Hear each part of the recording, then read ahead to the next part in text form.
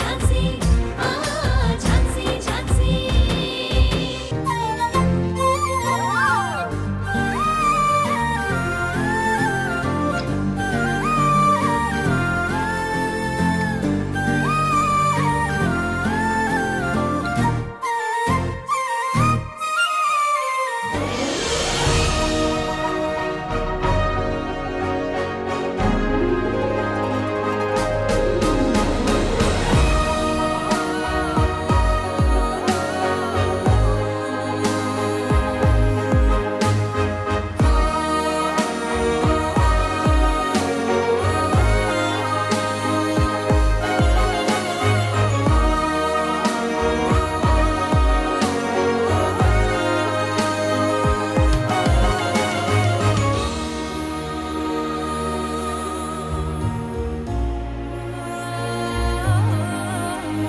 Hi sir.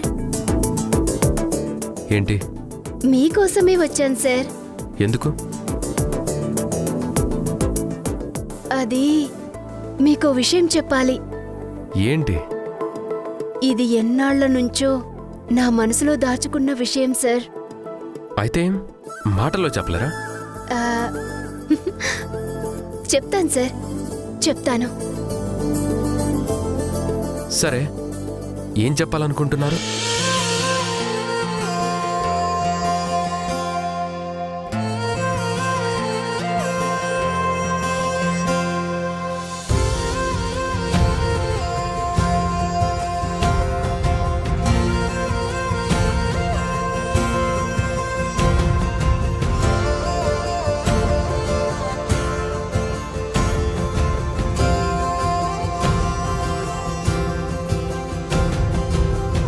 పగలే నా వైపుకి నడిచే కలవా, పడుతూ ఎగిరే అలవా, మనసే నిన్ను చూడని ఒకటే గొడవ, కనులే ఇప్పుడే చదివా. సార్, నేను మిమ్మల్ని మనసారా ప్రేమిస్తున్నాను. ఊపిరలే మారావే నేడే I love you Gautam sir.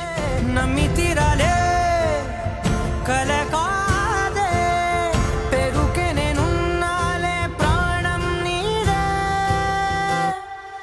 ఎవరెవరని వెతికినా కనులకి తను దొరికెనా, మరిచాని కదేనినైనా నీ వలన. తెలుసా తొలిసారిగా మనసే గెలిచా, ఎప్పుడు ఎదుటే నిలిచా, కోపం మరిచానుగా ఇది నీ మహిమ, నిజమే నువ్వు నా సగమా.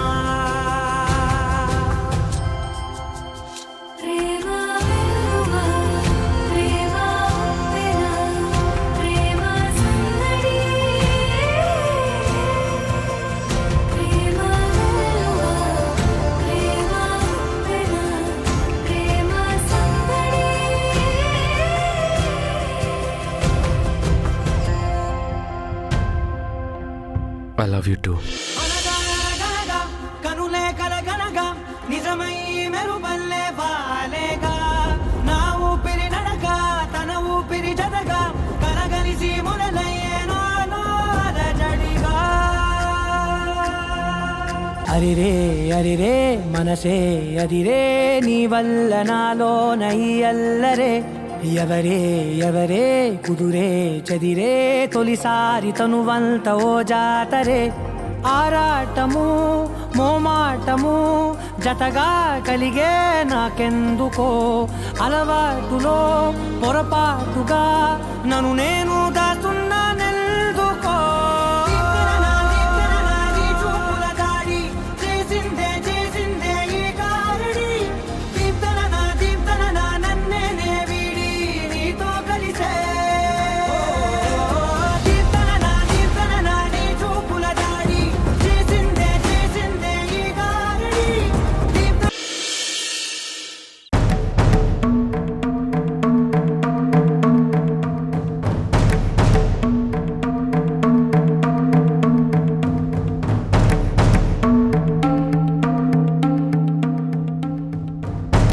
నీకు కూడా నేను ఇంట్లో ఉండడం ఇష్టం లేదు కదా? చంద్రమోహన్ అంటే మనసులో మాటని బయటికి చెప్పేశాడు. నువ్వు చాలా లోతు మనిషివి కదా, వెంటనే బయటపడవు. చెప్పు. ఏంటి మృణాల్ని, ఎందుకు ఇలా మాట్లాడుతున్నావు? నువ్వు జీవితాంతం ఇక్కడే ఉండు, అది నా మాటగా చెప్తున్నాను. చాలా కావాలంటే నీ గురించి నాన్నతో నేను మాట్లాడతాను. ఏయ్, నువ్వేంటి నాన్నతో నా గురించి మాట్లాడేది? నాకు ఎవరి సిఫార్సు అక్కర్లేదు. ఈ మృణాల్నియే అందరికీ సిఫార్సు. నేను ఇంట్లో ఉంటున్నది ఎందుకో తెలుసా? కేవలం డాడ్కి నా ప్రాముఖ్యత తెలియడం కోసం. ఆడవాళ్ళు ఇంట్లో వంటగదికే పరిమితం అనుకుంటున్న డాడ్కి ఎలాగైనా వంటగదికే పరిమితం కాదు, ఆడవాళ్ళు మగవాళ్లతో సమానమే. మగవాళ్ళు చేసే ఏ పనైనా సరే ఆడవాళ్లు కూడా చేయగలరు అని డాడ్కి తెలిసేలా చేయడమే నా ఉద్దేశం. ముఖ్యంగా డాడ్కి నువ్వంటే చాలా ఇష్టం. అసలు చిన్నప్పుడు నన్ను కూడా చాలా గారాబంగా పెంచారు. స్టడీస్, ఎక్స్ట్రా కరిక్యులర్ యాక్టివిటీస్లోనూ ఎంకరేజ్ చేసేవారు. కానీ ఎప్పుడు నా చదువు అయిపోయిందో, నాకు పెళ్లి చేశారో అప్పుడు డిస్క్రిమినేషన్ నాన్న స్టార్ట్ చేశారు. అప్పుడు నాకు అర్థమైంది, నాన్న ఆడవాళ్లని మగవాళ్లతో సమానంగా చూడ్డం లేదని. అప్పుడే డెసిషన్ తీసుకున్నాను. నిజంగా అందరు ఆడవాళ్ళని పక్కన పెట్టినా పర్వాలేదు, కానీ అంతవరకు నన్ను ప్రేమగా అల్లారు ముద్దుగా చూసుకున్న నాన్న ఎప్పుడైతే నాకు పెళ్ళయిందో తన బాధ్యత తీరిపోయిందని నన్ను దూరం పెట్టాలనుకున్నారు. ప్రతి విషయంలో నిన్ను ఎంతగానో ఎంకరేజ్ చేశారు. నన్ను అసలు బిజినెస్లో దగ్గర కూడా రానివ్వలేదు. అది కాదు మృణాల్ని, నాన్న ఎందుకు ఆడవాళ్ళని ఇంటికే పరిమితం అవ్వాలంటున్నారో నీకు తెలీదు. నాకు తెలుసు.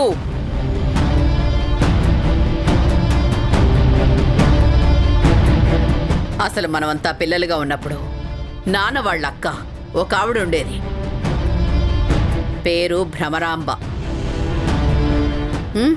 ఫస్ట్లో ఆవిడే బిజినెస్ అంతా చూసుకునేది. అప్పట్లోనే ఆవిడ ఫారెన్కి వెళ్ళింది. మొత్తం నగలు, ఆస్తులు అంతా ఇన్వెస్ట్మెంట్ పెట్టి బిజినెస్ చేసింది.